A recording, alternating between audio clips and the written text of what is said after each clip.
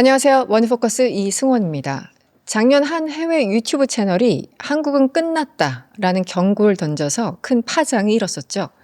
최근 출산율이 조금 반등하긴 했지만 이 수치만으로 우리 인구 위기가 끝났다고 보기는 어렵습니다. 그래서 오늘 이 시간에는 김태우 교수님의 책 청년이 없는 나라, 이 책이 던지는 문제의식을 따라 출산율 넘어 숨겨진 우리 사회의 진짜 위기를 진단해 보도록 하겠습니다. 네, 제 옆에 김태우 교수님 모셨습니다. 어서 오세요. 네, 초청해 주셔서 감사합니다.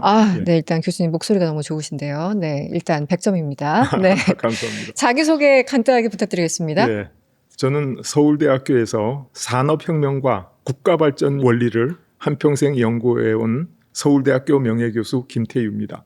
감사합니다. 네, 이 책을 언제 쓰셨어요, 교수님? 15년 전에 이 책을 쓰기 시작했죠. 네네. 예, 그때 젊은이들이 헬조선이라고 비명을 지르기 시작했다라고 저는 표현하는데 네네. 너무너무 힘들어서 헬조선이라고 이야기를 했다. 그렇게 생각하는데 당시에 많은 기성세대들이 그 청년들의 비명과 절규를 외면하고 네. 혹은 묵살하고 네. 때로는 준엄하게 꾸짖기도 했다. 그래서 제가 내가 청년들을 위해서 할 수 있는 일이 뭔가라고 생각하다가 청년이 없는 나라라는 책을 쓰게 됐습니다. 네. 당시에 그러니까 처음 그 일종의 신조어가 만들어졌을 때 헬조선 이렇게 많은 사람들이 동시에 저 단어에 공감하고 저런 말을 만들어내기까지는 얼마나 그 안에 많은 문제나 고통이 있었을까 이걸 이제 인식을 하신 거네요, 당시부터요. 저는 그렇게 네. 인식을 했는데 그 당시의 기성세대들은 별로 인식을 못 해준 것 같습니다. 그렇게 느끼시군요. 그래서 네. 일부 기성세대는 우리는 그 라면 사 먹을 돈도 없는데 나 때는 아들 하나 등에 업고 딸 하나 안고 사글세방에서 연탄 갈아가면서 열심히 살았는데 요즘 젊은이들은 밥값보다 비싼 브랜드 커피 사서 마시고 명품 걸치고 그런데 뭐가 힘들어 이렇게 네. 준엄하게 꾸짖었죠. 저는 뭐 기성세대 중에 한 사람이고 그렇기 때문에 그렇게 말씀하시는 분들의 심정을 충분히 이해는 하죠. 그러나 그 말씀이 결코 옳은 말씀은 아닙니다. 그래서 청년들이 참다 못해 헬조선이라는 비명을 아무도 들어주지 않으니까 네. 저출산으로 답하게 됐다. 저는 그렇게 주장하고 있습니다. 그렇군요. 네. 일단 교수님 책에서도 이 저출산 문제가 단순히 어떤 국가적 위기, 그냥 재앙으로만 표현할 것이 아니다. 그 안에 여러 가지 층층이 켜인 문제들 좀 봐야 된다. 이런 문제의식을 보여주신 것 같습니다. 기본적으로 이 인구 감소 현상, 특히 우리나라, 대한민국이 이렇게까지 출산율이 떨어진데 어떤 배경이 있다고 생각을 하시는 건지 궁금합니다. 예, 그 말씀을 드리려면 이제 저출산이 인류 문명사적으로 어떤 것인가 네, 그렇죠. 맞아요. 그것부터 말씀드려야 되는데 한마디로 말씀드리면 나는 그것은 인류 문명사의 좋은 축복이다 이렇게 이야기를 하고 있습니다. 축복이다. 예. 네. 왜냐하면 1972년도에 로마 클럽이라는 지식인의 모임에서 성장의 한계라는 보고서가 나왔습니다. 그런데 그 보고서가 잘 아시겠지만은 나오자마자 약 30개국 언어로 번역되고 3천만 부 이상이 팔려나가면서 세계 이 지성인들의 이 지식계를 아주 강타했다 이렇게들 표현하고 있죠. 내용이 뭐냐면 2차 대전이 끝나고 세계 경제가 승승장구하고 발전했어요. 끝없이 발전할 것 같았죠. 그래서 그때를 골든 에이지, 황금기 이렇게 부릅니다. 그런데 1970년대에 들어와가지고 이제 그 여러 가지 월남전이라든가 아니면 오일 쇼크라든가 이런 걸 겪으면서 이제 사람들이 성장의 한계가 오는구나 이렇게 생각하기 시작했는데 그 성장의 한계라는 보고서의 내용은 앞으로 이제 자원이 고갈되고 환경이 파괴되고 식량이 부족하고 그래서 인류 문명이 더 이상 발전하지 못하는 성장의 한계에 도달할 것이다. 그랬는데 그 속뜻은 어쩌면 인류 문명의 종말이 올지도 모른다. 이런 무시무시한 예언이었죠. 그래서 사람들은 성장의 한계를 성서 이래의 가장 성공적인 그 종말론 이렇게까지 표현을 했죠. 네. 그런데 그 당시에 세계 인구가 38억 명을 조금 넘었을 겁니다. 근데 지금은 80억 명이 넘었거든요. 그러니까 지금 2배 이상 늘어난 거예요. 그러니까 이 성장의 한계의 문제는 그동안 계속해서 문제를 키워오고 있었다는 얘기죠. 그 대표적인 예로 이 기후 변화가 와가지고 네. 이 북극, 남극, 극지대 얼음이 녹아내리면서 해수면이 상승하고 있지 않습니까? 그래서 아시아에서도 방콕이나 자카르타 같은 도시는 지금 수몰의 위협을 굉장히 심각하게 느끼고 있죠. 네, 뭐 수도도 그래서- 옮기고. 그렇죠. 네, 네. 인도네시아는 수도를 이전하기로 이미 거의 결정을 한 단계고, 뭐 미국도 뉴요크 같은데 맨하탄을 지키기 위해 가지고 빅유라고 하는 U자 형태의 방벽을 세우고 있습니다. 높이 3m, 길이 16km. 그리고 우리나라 부산과 인천도 결코 안전하지는 않다. 이렇게 볼 수 있죠. 그러니까 이 인구 문제는 점점 심각하게 악화일로에 있다. 이렇게 말씀드려도 과언이 아닌데, 이 문제를 해결하기 위해서는 결국 어떻게 해야 되냐면 지구 생태계라는 한계는 정해져 있기 때문에 거기에 사는 사람 숫자가 줄어들면 가장 깔끔한 해결책이죠. 그래서 인구가 줄어들면 이 자원 고갈도 적어지겠죠. 환경 파괴도 적어지겠죠. 식량 부족도 없어지겠죠. 그러니까 모든 문제가 인구 문제라는 겁니다. 그러니까 한마디로 말해서 지구가 인구라는 과잉 비만 병에 걸려서 이 병에서부터 치유돼 가는 과정이 저출산이다. 이렇게 말씀드릴 수가 있죠. 네. 그러니까 이 다이어트나 똑같은 거죠. 사람도 만병의 근원이 이 비만이라 그러지 않습니까? 고혈압, 고지혈증, 관절염, 뭐 모든 병의 원인이 비만인데 지구라고 하는 이 생태계가 다이어트를 해서 점점 건강해지는 과정이다. 그래서 전 세계적으로 또 문명사적으로 보면 저출산은 좋은 일이다, 축복이다 이렇게 얘기할 수 있는데 문제는 우리나라는 다르다는 거죠. 뭐가 다른가? 우리나라는 저출산 속도가 너무 빨라가지고 다이어트를 하는 게 아니라 영양실조에 걸려가고 있다. 거의 그 수준으로 빨라지고 있다. 예. 네. 다이어트를 하면 약간의 그 몸의 밸런스의 조정만 새로 하고 그러면 더 건강해지지만은 우리는 그렇게 되기 전에 영양실조에 걸리다. 이렇게 제가 비유해서까지 얘기할 정도로 심각하죠. 그래서 전 세계적인 저출산은 축복인데 한국의 저출산은 이게 위기로 다가오고 있다. 이렇게 말할 수 있습니다. 그게 이제 수치라는 어떤 평균치로 하면 이게 딱 이 정도면은 딱 좋아라고 얘기를 하더라도 이쪽은 예를 들어 인구 막 15억이 되고 어딘가는 인구 막 1,500도 안 되고 이러면 안 되는 거잖아요. 이게 균형을 맞춰가야 되는데 어느 나라는 너무 많이 나서 문제고 어느 나라 특히 우리나라는 너무 인구가 없어서 문제고 이런 상황인 거군요. 예, 그러니까 현재 지구상에 볼 것 같으면 너무 많이 나서 문제가 되던 시절은 지나가고 선진국으로부터 저출산이 시작돼가지고 점점 세계적으로 파급되고 있는데 지금 뭐 개발도상국들도 인구가 줄어들진 늘어나지는 않습니다. 물론 예외적으로 한두 개 나라에서 인구가 늘어나고는 있지만 저출산이라는 것은 인류 문명사적인 대세다.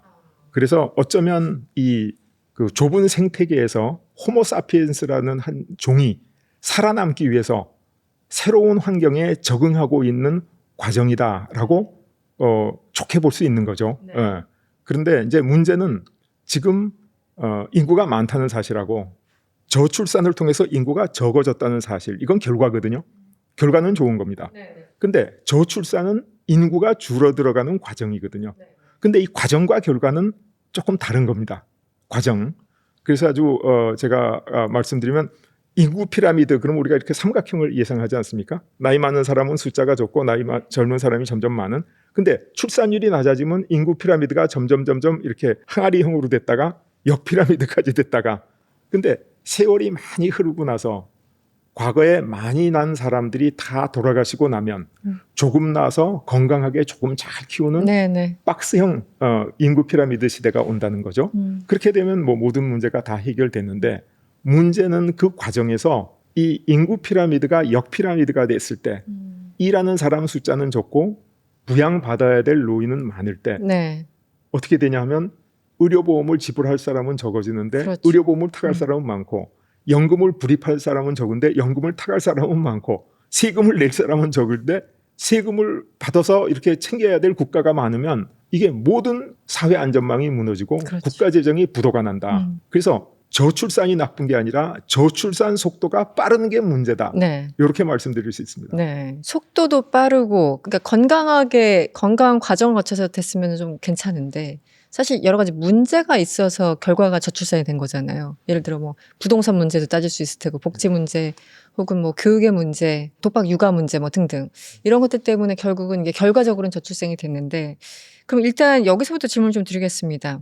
우리는 너무 심하게 빠르게 다이어트를 해서 영양실조 수준이야라고 말씀을 해주셨는데 그래서 사실은 한 20여 년 전부터 지금 누적액 보면은 이 저출산 관련해서 여러 가지 정책을 만들고 한다고 정말 수백억을 쓰고 했지 않습니까? 그런데 수백억 정도가 아니라 수백조라고 하죠. 그런데도 이렇게 상황이 나아지지 않는 이유를 많이 고민하셨을 텐데 어떻게 보세요, 교수님? 예.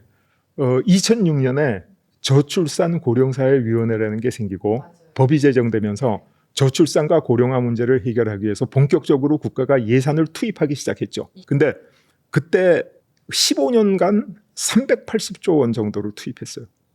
그리고 나머지 5년 동안 320조 원을 더 투입했어요. 그래서 총 700조 원 이상의 돈을 저출산 고령사회 그 위원회를 통해서 문제 해결을 위해서 투입했는데 근데 하나도 나아진 것은 없다. 사람들이 이렇게 얘기하지 않습니까? 그렇게 많은 돈을 썼는데 왜 안 나아지지? 네. 그게 정말 놀라운 일 아닙니까? 그렇습니다. 그죠? 네. 그래서 왜 이렇게 많은 돈을 썼는데도 이게 나아지지 않았나라는 그 문제를 아주 제가 집중적으로 심각하게 연구를 해봤는데 뭐 몇 가지 원인을 찾을 수 있습니다. 근데 대표적인 것은 이 수도권 집중이라고 하는 우리 사회가 가지고 있는 아주 심각한 쏠림 현상, 이거를 극복할 수가 없었다.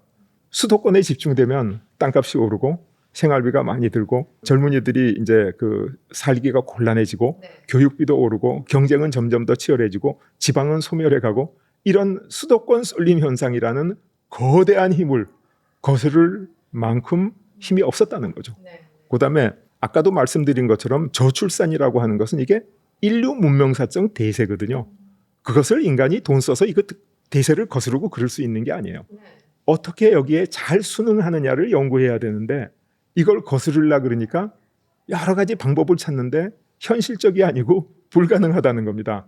그래서 찾아낸 방법이 아이를 많이 낳기 위해서 육아휴직을 많이 주고 일과 가정을 양립하자 그랬는데 공기업이나 대기업처럼 아이를 낳을 형편이 돼 있는 사람은 육아휴직도 받을 수 있는데 중소기업에서는 대체 인력이 없어서 육아휴직을 주고 나면 기업이 망해버려요. 그러니까 육아휴직을 못 가는 겁니다.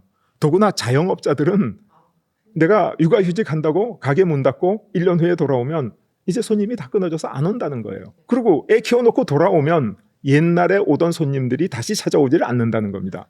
그러니까 실제로 우리가 하고 있는 여러 가지 그 대책이 우리가 뭘 잘못해서가 아니라 인류가 개발한 저출산 대책이라는 게 그 대세를 거스르기는 역부족이었다. 그래서 결국은 인센티브를 주자, 돈을 주자 이렇게 얘기를 하는데 그 돈 준다는 게 아주 만만한 일이 아닙니다. 우리가 그 출산율 2명 정도 아이를 낳을 때 그 인구를 유지하기 위해서 낳을 수 있는 합계 출산율이 부부 2명이 둘을 낳는 거 아니에요? 2.0. 그런데 1.0이 되면 인구가 반으로 줄어드는 거 아니겠어요? 예. 근데 우리는 지금 뭐 출산율이 0.8대 뭐 0.9대 이렇게 얘기하는데 우리가 목표로 하는 출산율은 OECD 평균을 기준으로 할 때 1.8 정도로 잡고 있거든요. 그러니까 우리가 0.9 현재 출산율에서 1년에 약 25만 명이 태어나는데 이게 1.8이 되려 그러면 1년에 50만 명 태어나야 되거든요. 근데 50만 명 태어나는 아이들한테 1인당 2억씩 들어간다고 치면 그게 100조 원이 들어가는데 우리나라 국가 재정이 100조 원을 감당할 수가 없는 겁니다. 예. 그러니까 요즘 뭐 육아비가 워낙 올라가지고 아이를 한 명 키워서 대학까지 졸업시키는데 뭐 5억이 드느니 6억이 드느니 그러는데 1억 정도 줘서는 아이를 안 낳는다 그러지 않습니까? 그래서 2억 원씩만 줘도 100조 원이 드는데 그러니까 지금 출산율을 거스르려 그러던 모든 대책은 현실적으로 효과도 없고 그리고 가용하지도 않다. 한때 프랑스에서 출산율이 좀 늘어났어요. 네, 그래서 사람들이 야 프랑스에서 저출산 정책이 성공했다. 뭐 육아휴직도 주고 막 이렇게 했더니 출산율이 늘어났다. 그런데 잘 조사해 보니까 프랑스계 원 여성들은 출산율이 늘어나지 않고 알제리계 이민 온 여성들의 출산율이 늘어나서 전체 평균이 늘어났다. 이런 통계도 나왔어요. 네. 그래서 출산율을 늘리려고 하는 노력 자체는 이게 잘못된 노력이다. 그럼 뭘 해야 되냐? 중요한 거는 부양비를 개선하는 노력을 해야 된다는 거죠. 그래서 아까 전제로 한 게 지금 세계 인구가 80억 명이 넘어서 너무 많은데 인구가 줄어야 된다. 그래서 인구가 줄어가는 건 축복이다. 근데 중요한 것은 그 결과는 축복인데 저출산이라는 과정이 문제고, 그 과정이라고 하는 것이 부양비를 의미하는 거기 때문에 앞으로 저출산 정책은 부양비 개선 정책으로 가야 된다. 그러니까 이제 이 부양비라고 하는 게 원래는 15세부터 64세까지 경제 활동, 일할 수 있는 사람들이 일해서 가치를 창출하지 않습니까? 근데 일을 못해서 부양받는 사람들은 14세 이하의 유아들, 그다음에 65세 이상의 노인들, 이 사람들이 부양받거든요. 이걸 부양비라 그럽니다. 그러니까 몇 명이 일해서 몇 명을 부양하느냐. 근데 이제 우리나라의 노인 부양비는 그거보다 조금 더 단순하게 산출할 수 있는데, 아주 간략하게 말씀드리면 3명이 일해서 1명을 부양하는 사회, 그러면 피라미드처럼 안정적인 사회죠. 왜냐하면 3명이 돈을 내서 1명의 의료보험이라든가 연금이라든가 다 지원을 하니까. 근데 이게 출산율이 떨어지면 2명이 일해서 1명을 부양하는 사회, 1명이 일해서 1명을 부양하는 사회로 가지 않습니까?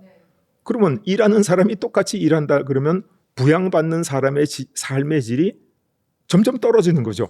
근데 우리는 부양받는 사람의 삶의 질을 포기할 수가 없는 거죠. 그런데 놀랍게도 4차 산업혁명이 일어나고 인공지능 로봇가 나오면서 3명이 일해서 1명을 부양하던 사회가 2명이 일해서 1명을 부양하던 사회로 가면 2명의 사람이 인공지능 로봇 1대를 데리고 3명분의 일을 해낼 수 있다는 겁니다.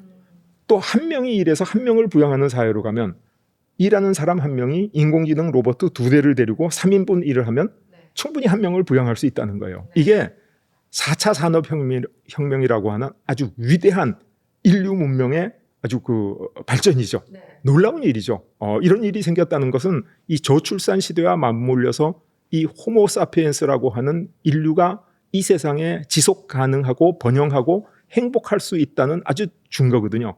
그래서 저출산은 축복이다라고 얘기를 했는데 자세히 뜯어보니까 우리나라는 저출산 속도가 너무 빨라가지고 사람 2명이 인공지능 1대를 가지고 데리고 일하기 전에 이미 인공지능 로봇가 생기기 전에 1명을 부양해야 된다는 거예요. 그러니까 1명이 1명을 부양해야 되는데 1명이 인공지능 로봇 2대를 데리고 부양해야 되는데 인공지능 로봇가 1대밖에 없다는 거예요. 그러니까 삶의 질이 떨어지죠. 이게 이제 지금 저출산 과정, 부양비에서 오는 위기다. 이 문제만 해결하면 저출산 문제가 완전히 해결되고 인류는 적은 인구로 아주 쾌적하게 지구 생태계 안에서 잘 살 수 있는 세계가 온다. 바로 이런 뜻입니다. 지금 출산율 관련해서 그 이제 숫자 자체도 중요하지만 최근에 약간 반등하는 것 자체는 큰 의미가 없다고 말씀을 해주셨잖아요. 어떤 지표들을 가장 좀 유심히 보고 계십니까? 사실 이 출산율에 대해서 가장 중요한 거는 최근에 이제 그 출산율이 조금 반등했다 이렇게 얘기한 사람이 있는데, 그게 이제 2차 에코 부머, 그래서 과거에 베이비 부머 세대가 인구가 많았으니까 그 베이비 부머 세대가 이제 결혼을 하고 정년기가 되고 가임 기간이 되니까 잠시 반짝해가지고 출산율이 올라간 거지, 베이비 부머 시대가의 가임기가 지나고 나면 다시 떨어질 거거든요. 그러니까 지금 잠깐 반등했다 안 했다라는 건 아무 의미가 없습니다. 그래서 가장 중요한 지표는 어떻게 우리나라의 인구 문제에 있어서 부양 비율을 잘 관리해 나갈 수 있는가, 어떻게 부양비를 관리해 나갈 수 있는가, 이게 이제 제 연구의 가장 핵심이죠. 그래서 아까 말씀드린 것처럼 3사람이 일해서 1명을 부양하는 사회가 1사람이 일해서 1사람을 부양하는 사회로 가는데, 인공지능 로봇은 아직 2대가 도입이 안 되고 있다는 거예요. 너무 저출산이 빨라서. 그럼 이걸 어떻게 해결해야 되냐? 1명이 1명을 부양한다는 의미는 2명이 2명을 부양한다는 의미거든요. 근데 부양받는 2명 중에는 55세 이상이 부양을 받으면 55세부터 74세까지 20년, 이 사람들을 영어로는 young old, 우리말로는 장년 이렇게 부릅니다. 그리고 75세가 넘어간 사람을 old old, 우리가 노년 이렇게 부르죠.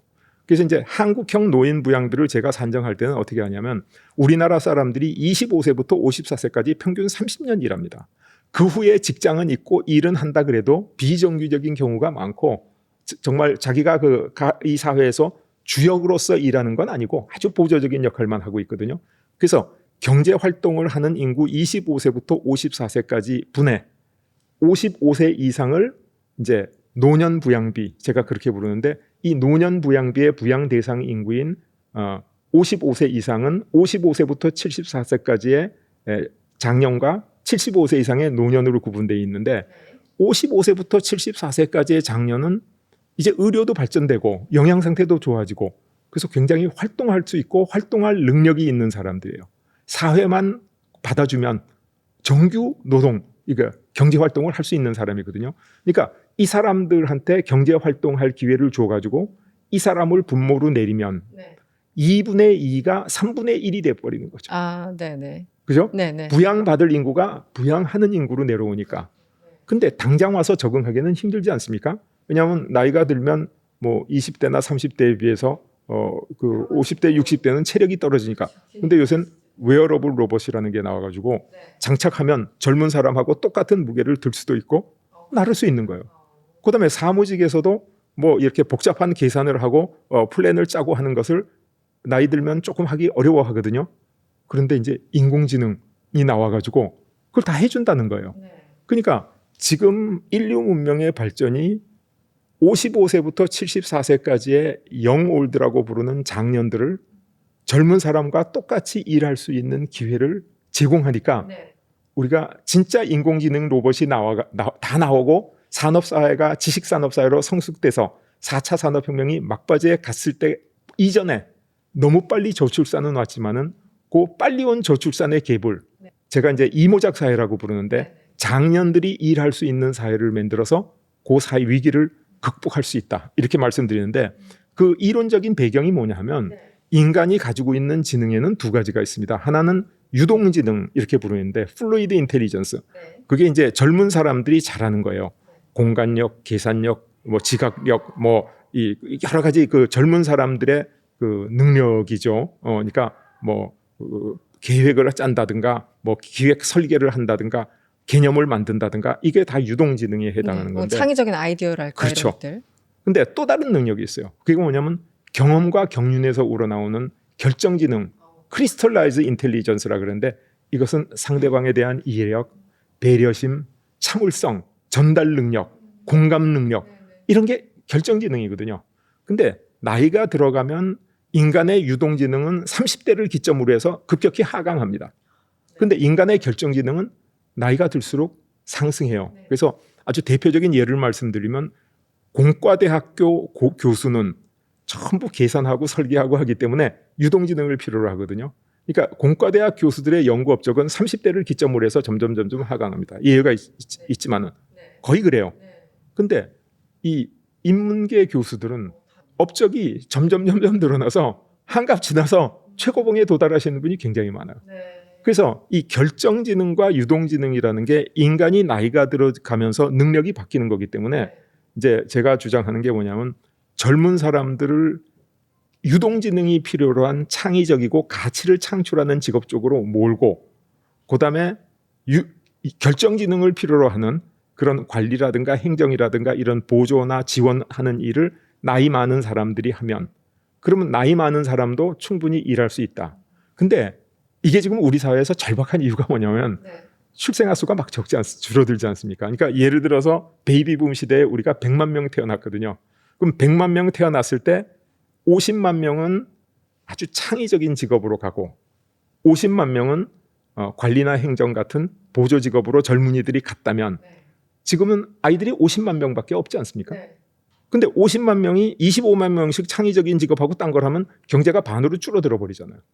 그러니까 비록 지금 취학 학령 아동수 학생 수는 반으로 줄더라도 그 25만 명이 전부 유동지능으로 가서 창의적인 일을 하면 나머지 결정지능이 필요로 한 부분은 연세 많으신 분들이 이걸 채워줄 수 있다. 메꿀 수 있다. 예. 네네. 그래서 이제 저는 그 인생 설계를 어떻게 해야 되냐 하면 세상에 태어나 가지고 성장기 교육기를 지나 가지고 이제 대학을 졸업하고 취업을 하게 되는 연령이 대개 25세쯤이라고 생각하거든요.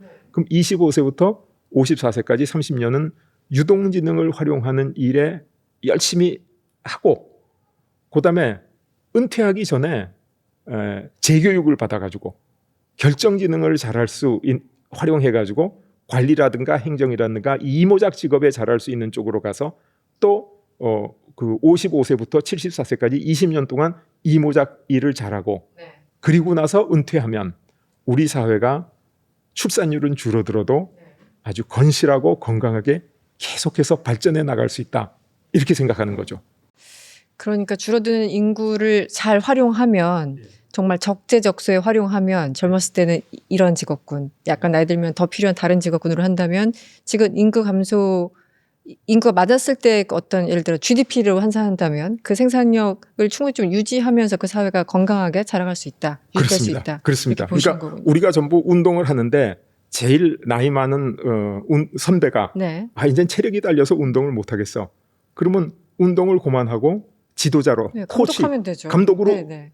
돼서 도와주면 그 사회 그 운동팀이 아주 건전하게 발전하지 그렇죠. 않겠습니까? 네, 네. 우리 사회 전체를 그렇게 만들어 가자는 거죠. 그리고 실질적으로 그게 분야에 따라서는 상당히 잘 적용되고 있는 분야들도 있습니다. 네. 다만 이게 사회 전체로 확산되지를 않았을 뿐이죠. 예. 그런데 그 참 이론적으로는 가능한데 누구의 운명을 너는 몇 살 때까지 넌 뭐 하고 뭐 하고 이게 참 힘들잖아요. 어떻게 이걸 조정을 할 수 있을까요? 개인에 따라서 나이가 들어도 운동을 잘하는 선수도 있고 본인이 나는 체력의 한계가 왔으니까 지도자로 돌아서야 되겠다라고 하는 선수도 있으니까 그것을 국가가 정해주기보다는 개인의 선택에 맡기되 선택한 개인들이 나갈 수 있는 길을 국가가 뚫어줘야 된다. 그래서 일모작 직업에서 아주 잘하시는 분이 나는 일모작 그만하고 이모작 가겠어. 이렇게 할 필요는 없어요. 본인이 할 수 있는 데까지 하는데 본인이 느끼거든요. 나는 이제 어느 정도 한계가 왔어. 그렇게 느꼈을 때 내가 여기서 일모작 직업에서 한계를 느끼고 힘들게 있느니 이모작 직업으로 가서 다시 한번 내 능력을 최대한 발휘해 보겠어. 이런 생각할 때 사회가 국가가 그거를 받쳐줄 수 있는 교육 시스템, 제도적인 시스템 요거를 만들어주면 이게 다 해결된다는 거죠. 예. 그래서 지금 굉장히 기술적이고 테크니컬한 얘기를 했는데 이 뒤에 숨겨진 배경이 뭐냐 하면 청년들의 비명을 귀담아 듣지 않는 기성세대가 있었기 때문이다. 그리고 기성세대가 중심이 돼서 수도권 집중을 아주 강력하게 밀어붙였기 때문에 여기에서 청년들이 희생됐다. 이렇게 봐야 되죠. 지금 저출산 관련해서 이게 인류사적으로 혹은 자연사적으로 보면은 어떤 의미가 있는지 그리고 그 와중에 그럼에도 불구하고 우리나라에는 어떤 문제가 있는지 쭉 설명을 해주셨는데 어쨌든 세대별로 시기별로 할 수 있는 능력이나 역할이 좀 다르잖아요. 교수님 마지막 그 다가올 AI 시대를 맞이해서 우리가 어떤 준비를 해야 되는지 좀 마무리 말씀 좀 부탁드리겠습니다. 예. 네. 아까도 말씀드린 것처럼 4차 산업혁명이 인구 문제의 근본적인 해결책이다. 왜냐하면 3명이 일하는 사회를 1명이 일하는 사회로 됐을 때 이 사회가 사회 안전망이 무너지지 않고 건실하게 유지할 수 있는 유일한 방법은 사람 1명이 인공지능 로봇 2대를 데리고 일하는 것이다 라고 제가 예를 들어서 말씀드렸는데 우리의 문제는 저출산 속도가 너무 빨라가지고 사람 1명이 인공지능 로봇 2대를 데리고 일하기 전에 1명이 1명을 부양하는 사회가 오면 이제 의료보험도 부도나고 연금도 부도나고 사회 안전망이 다 무너진다.